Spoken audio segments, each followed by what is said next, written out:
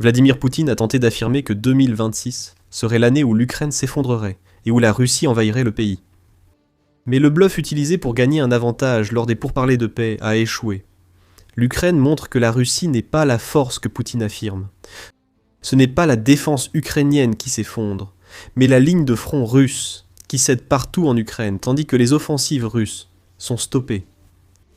Et l'exemple parfait de ce qui arrive à la Russie en ce moment vient des villes de Pokrovsk et Mirnara. Les deux villes sont situées dans l'oblast de Donetsk, en Ukraine, dans la région du Donbass, que Poutine souhaite revendiquer. Pokrovsk et Mirnarad subissent des attaques russes depuis des mois, et pour Pokrovsk, depuis près de 2 ans. C'est compréhensible, la Russie juge ces deux villes cruciales pour contrôler Donetsk. Pendant la guerre, Pokrovsk était le centre logistique ukrainien du Donbass, ville de 60 000 habitants avant le conflit. Pokrovsk offre à la Russie la plateforme dont elle a besoin pour lancer des attaques plus au nord, à Donetsk, ainsi que contre 2 autres villes fortifiées de la région, Sloviansk et Kramatorsk. Mirnarad, bien que moins importante, est une ville satellite de Pokrovsk. Si Pokrovsk tombe, Mirnarad pourrait suivre. La Russie aurait alors 2 bases pour sa prochaine campagne au nord, selon le plan de Poutine. Nous expliquerons bientôt pourquoi ce plan s'effondre. Pour illustrer les problèmes actuels de l'armée russe, notamment lors de ses assauts en première ligne, il s'agit des 2 villes évoquées par Euromiden Press le 19 janvier. Après des semaines de tentatives infructueuses pour lancer des attaques à grande échelle contre Pokrovsk-Mirnarad, la Russie est passée à des tactiques d'infanterie dispersées dans le but de s'emparer de positions clés dans et autour des villes. Cela n'a pas fonctionné. Ce que la Russie a récolté avec ce revirement tactique, c'est un nombre énorme de pertes. Les défenseurs ukrainiens de Donetsk repoussent constamment les assauts russes. Le nombre de pertes russes augmente, leurs assauts s'effondrent. La preuve en vient du 7e corps d'assaut aérien ukrainien, qui a publié le résultat de la dernière vague d'assauts ratés de la Russie dans les directions de Pokrovsk et Mirnarad. Le 19 janvier a déclaré le 7e corps d'assaut. Au total, la semaine dernière, l'armée ukrainienne a éliminé et blessé 370 occupants. Nos militaires ont également détruit et endommagé 86 unités de transport motorisées et de motos, 20 canons et canons automoteurs détruits et abattus près de 1400 drones d'attaque. Ce sont des pertes énormes pour une seule semaine de combat, ce qui équivaut à plus de 52 soldats russes mis hors de combat chaque jour. L'Ukraine ne tue pas aveuglément des soldats russes, même si cela servirait la défense nationale. Le 7e corps d'assaut aérien indique que la Russie envoie plus de soldats vers Pokrovsk, preuve que les efforts ukrainiens pour repousser les attaques perturbent fortement la logistique militaire russe. Grâce à nos contre-attaques, l'ennemi ne peut pas rassembler assez de forces dans la zone industrielle au nord-ouest de la ville. Ainsi, l'ennemi n'est pas en mesure de mener des assauts ouverts et directs sur Rochina, qui est actuellement l'une des cibles prioritaires de l'agglomération de Pakrovsk, a rapporté le corps. Le président ukrainien Volodymyr Zelensky a indiqué que ces coupures sont de plus en plus fréquentes sur toute la ligne de front. Vous allez le voir dans un instant. Actuellement, les défenseurs de Pokrovsk-Mirnarad en Ukraine s'efforcent de détruire les troupes et équipements russes dans leur région, en veillant à ce que les futures attaques soient plus faciles à repousser. Ce que nous voyons se passer dans la région de Donetsk est en fait un microcosme de ce qui se passe sur l'ensemble de la ligne de front. Voilà ce que l'Ukraine constate actuellement. De plus, le 19 janvier, le Kiev Post a relayé les propos de Zelensky, qui expliquait que les troupes ukrainiennes détruisent les assauts russes partout en Ukraine. Depuis leurs fortifications, appuyés par de nombreux drones, tirs d'artillerie et mortiers, ces défenseurs résistent aux assauts russes incessants et infligeant de lourdes pertes sur toute la ligne de front. Tout cela arrive alors que les températures en Ukraine sont sous zéro, montrant le courage des forces ukrainiennes face à une armée russe censée les surpasser en nombre, en puissance de feu et les submerger à chaque occasion. Je veux saluer nos soldats malgré tout. Malgré les conditions météorologiques difficiles et les assauts russes constants, nous obtenons de bons résultats pour défendre nos positions. Zelensky a déclaré qu'il est essentiel que nos soldats agissent correctement pour l'Ukraine dans de nombreux secteurs. L'Ukraine ne se défend pas seulement, elle reprend aussi activement du terrain aux occupants russes. Zelensky a cité Pokrovsk, Kharkiv et Kupiansk comme les secteurs où l'Ukraine a obtenu des résultats notables face aux assauts russes. Gardez à l'esprit le secteur de Kupiansk, exemple d'effondrement russe, que nous aborderons plus tard dans la vidéo. Sur le front offensif, Zelensky déclare que 3 unités ukrainiennes, le 1er et le 225e régiment d'assaut séparés, ainsi que la 5e brigade d'assaut, ont mené des contre-attaques contre les forces d'assaut russes. Cela a permis à l'Ukraine de reprendre du terrain. Et peu importe où vous regardez sur la ligne de front de la guerre en Ukraine, longue de 1200 km ou 746 miles, l'histoire se répète. Dans le secteur sud d'Orokiv, les assauts russes sont repoussés. Allez vers le nord, à Soumy, et la même chose arrive. Ocharotaïna est aussi attaqué et défendu avec brio, tandis que la ligne de front russe cède face à la forte défense ukrainienne. En d'autres circonstances, l'ampleur de l'assaut russe serait terrifiante. Le nombre de secteurs attaqués en même temps suffit largement à montrer que les affirmations de Poutine selon lesquelles il s'intéresse davantage au Donbass qu'à toute autre région sont absolument absurdes. Il veut toute l'Ukraine, mais elle l'oblige à sacrifier plus de soldats qu'il ne peut se le permettre en tentant de la prendre. Zelensky n'a pas inventé ses affirmations sur la défense inébranlable de l'Ukraine. L'Ukraine a de nombreuses preuves qui démontrent comment elle arrête les assauts de la Russie sur place. Les situations à Pokrovsk-Mirnara déjà évoquées ne sont qu'une partie de l'iceberg. La stratégie pathétique de Poutine envoie des soldats contre l'Ukraine, espérant un miracle. Par exemple, le média Army Inform de l'Ukraine a déclaré le 16 janvier que les assauts russes en direction du nord de Kharkiv étaient redevenus un véritable hachoir à viande. La semaine précédente, les soldats de la brigade Kartia avaient éliminé environ 70 fantassins russes. Les soldats de Poutine cherchaient en vain des failles dans les défenses ukrainiennes, mais tous les assauts sur Kharkiv ont seulement révélé la faiblesse de leur attaque. Nous les avons frappés avec des munitions à fragmentation de 155 mm, avec des largages de drones bombardiers lourds de type Vampire et avec des drones kamikazes FPV, a déclaré le chef d'état-major de la brigade Kartir, Andriy Pomoibus. Comme le dit le Kiev Post, cela s'est produit. Et en revenant à cette source, le Kiev Post met en avant plusieurs autres exemples.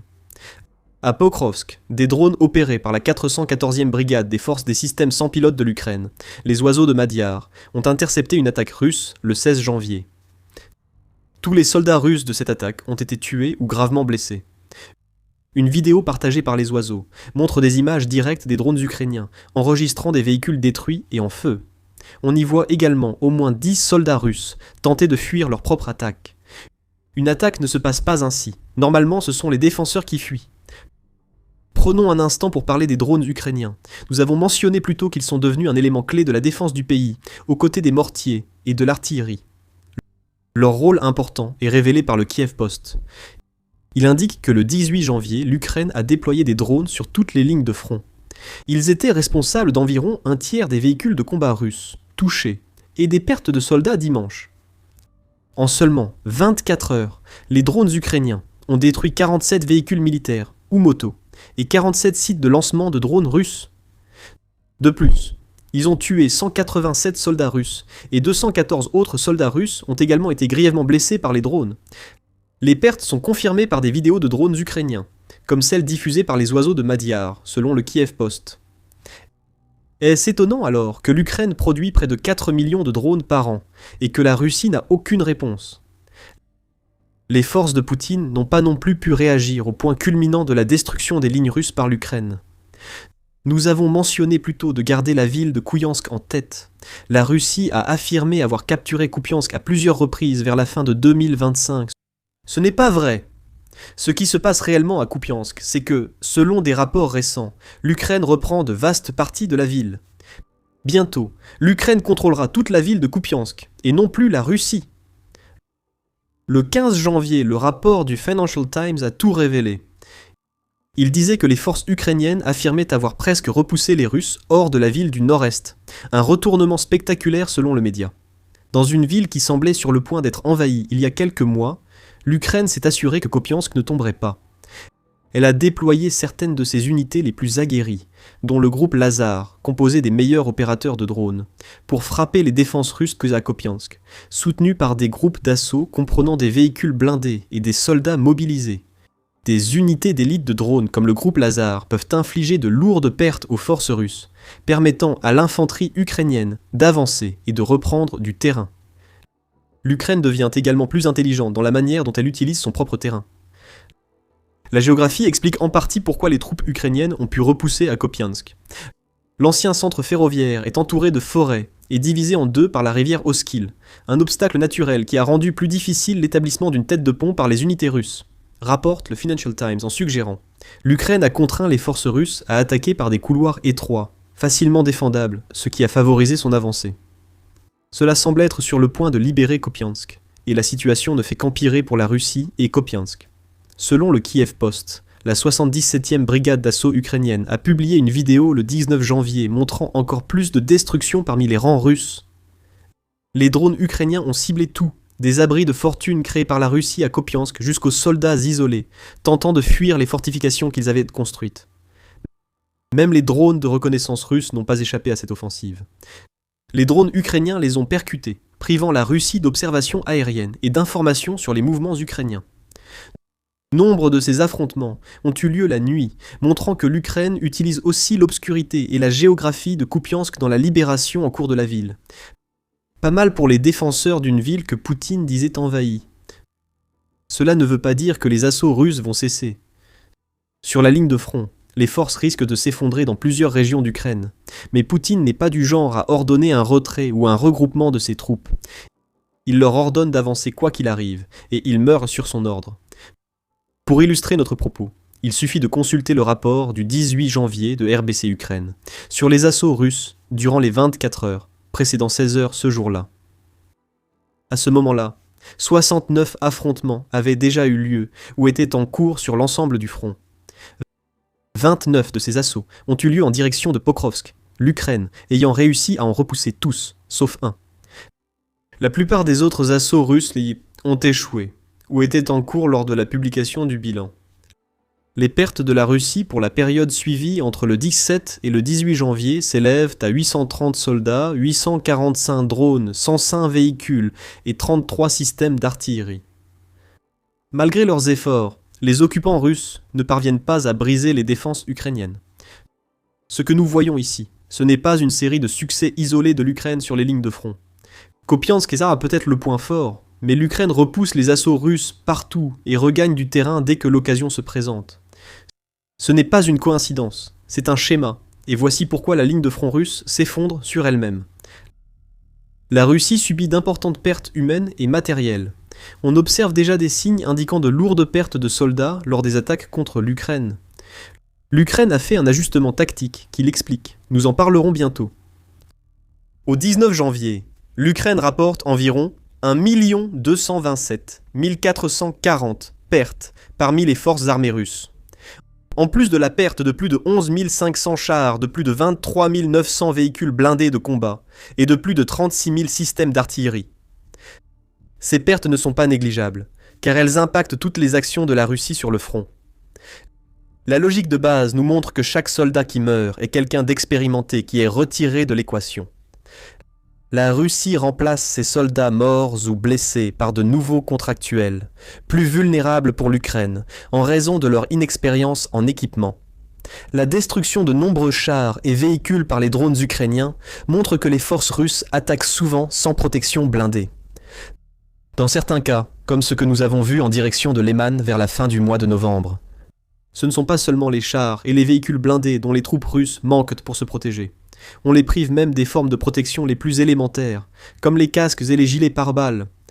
Les blindés russes n'ont pas brillé pendant la guerre en Ukraine. Il ne faut pas être un génie pour comprendre cela. Un peu de blindage vaut mieux que rien, et offre une protection. Les assauts russes pourraient réussir. L'Ukraine a grandement contribué à contraindre la Russie à revoir sa stratégie, expliquant les difficultés actuelles des forces russes en première ligne. Le 30 décembre, le Moscow Times a expliqué comment l'effort de guerre russe avait changé en 2025, soulignant que la Russie avait abandonné les assauts de masse pour des combats en petites unités. Vous venez d'apprendre l'ampleur des pertes de chars et blindés russes. Ce n'était pas un choix que le Kremlin voulait faire, mais il y a été contraint à cause de l'efficacité des défenses ukrainiennes. Ces unités ont été créées pour sonder les défenses ukrainiennes et repérer des failles permettant l'infiltration de groupes de soldats. Cela a fonctionné, dans une certaine mesure, à Pokrovsk et Mirnarad. Ces techniques d'infiltration ont permis à la Russie d'établir des positions dans les villes ukrainiennes. Mais il y avait un problème. Ces petites unités s'infiltraient souvent, sans aucun véritable soutien. Bien trop souvent, Les infiltrés étaient repérés par l'Ukraine, encerclés et détruits. L'un des nombreux exemples vient du 10 décembre, lorsque Ukrinform a rapporté une tentative d'infiltration à l'arrière ukrainien, qui a abouti à la destruction de 5 soldats de Poutine. C'est quelque chose qui se produit partout en Ukraine en ce moment. Rappelez-vous que la Russie mène environ 60 à 70 assauts par jour. Il est facile de voir pourquoi elle perd tant de soldats. Sa meilleure tactique étant d'envoyer de petits groupes en espérant qu'ils restent cachés jusqu'à l'arrivée des blindés russes, dont les stocks diminuent. La Russie tente aussi de lancer des assauts un peu plus importants. Le fait qu'elle agisse ainsi révèle une autre raison de l'effondrement des forces russes de première ligne. Comme l'a noté le journaliste de Forbes Vikram Mittal le 16 janvier, les tactiques de première ligne de l'Ukraine usent souvent les forces russes, avant même qu'elles n'atteignent un point où elles peuvent lancer des attaques sur le territoire qu'elles sont censées capturer. Ces derniers mois, la Russie a renforcé ses effectifs pour percer les défenses ukrainiennes, écrit Mittal, avant d'ajouter. Ces défenses sont des ceintures d'obstacles superposés, fossés anti-chars, barbelés, barrières en béton et champs de mines, que les forces russes peinent à franchir. Ajoutez à cela les vastes zones de destruction créées par l'Ukraine, avec ses milliers de drones, et vous obtenez une redoutable rangée de défense. Ces défenses sont renforcées par des escouades dans des positions fortifiées. La Russie envoie des groupes de 50 à 60 soldats pour attaquer ces positions défendues. C'est à ce moment-là que les tactiques de première ligne de l'Ukraine deviennent très ingénieuses. Les soldats ukrainiens se retirent, laissant croire aux Russes que l'Ukraine a abandonné la position. Vous rappelez-vous la combinaison drone, mortier et artillerie citée par le Kiev Post ? C'est là qu'ils interviennent. Ces armes visent l'ancienne position ukrainienne, prête à repousser les envahisseurs russes. Lorsque les soldats ukrainiens se retirent et que la Russie occupe la position, l'enfer se déchaîne, drones, artillerie et mortiers anéantissent tout. Les soldats russes voient leur jubilation se transformer en véritable horreur alors qu'ils sont décimés par la stratégie simple mais efficace de l'Ukraine. Une fois la poussière retombée, l'Ukraine reprend le terrain et y tend de nouveau un piège au prochain groupe de soldats russes envoyés à l'assaut. Lors des rares occasions où les assaillants russes comprennent la situation en tentant de se replier, l'Ukraine a toujours la réponse. La Russie lancera une seconde vague après la première, souvent formée de drones. L'Ukraine possède tant de drones dans les zones d'assaut russes qu'elle détecte ces secondes vagues. L'Ukraine contre-attaquera pour repousser la seconde vague, empêchant la Russie de sécuriser des positions ou d'exploiter ses drones. Encore et encore, les forces russes tombent dans ce piège. Cela aboutit à la fois à des opérations perturbées et à une baisse du moral des soldats. Les opérations futures dépendant de prises de position n'avancent pas. En raison de la tactique de l'heure ukrainienne, les soldats russes, conscients que leurs camarades viennent d'être décimés, continuent d'attaquer en sachant qu'ils risquent de mourir ou d'être grièvement blessés. Avec de nombreux soldats russes en première ligne, souvent de nouvelles recrues en raison des lourdes pertes, les assauts contre l'Ukraine s'affaiblissent. Ils sont remplis de soldats terrifiés, voulant seulement rentrer chez eux. Beaucoup n'en ont pas l'occasion. Ils meurent pour la guerre de Poutine, car les tactiques censées briser l'Ukraine sont devenues le pire ennemi de la Russie. Au fur et à mesure que la ligne de front russe se fissure, l'Ukraine prévoit de changer d'approche en 2026. La défense restera solide comme elle l'a toujours été. Mais maintenant, après une année 2025 qui a paralysé la ligne de front russe, l'Ukraine voit une opportunité de reprendre davantage de territoire, et elle passe à l'offensive. Découvrez-en plus sur ce que l'Ukraine prévoit de faire dans notre vidéo, et n'oubliez pas de vous abonner à The Military Show pour plus de reportages sur ce qui se passe réellement sur les lignes de front de la guerre en Ukraine. Et merci comme toujours de nous regarder.